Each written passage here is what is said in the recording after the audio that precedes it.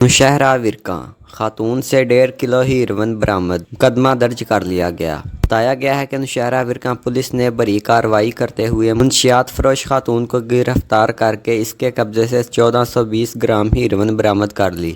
سی پی او رانا ایاز سلیم کی ہدایت پر S H O inspector شاہد محمود کی زیر نگرانی میں ایس آئی محمد افضال منج نے پولیس پارٹی کے عملہ کچا خان مسلمان روڈ کے قریب ناکہ بندی کی۔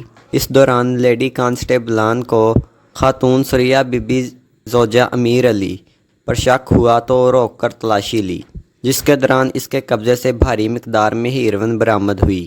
پولیس نے خاتون کو موقع پر گرفتار کرکے تھانہ نوشہرہ ورقہ میں مقدمہ نمبر 963/25 بجرم منشیات درج کر لیا۔ انسپکٹر شاہد محمود نے کہا کہ منشیات کے خلاف زیرو ٹالرنس پالیسی پر عمل کیا جا رہا ہے اور اس ناسور کے خاتمے کے لیے علاقے بھر میں کریک ڈاؤن جاری رہے گا۔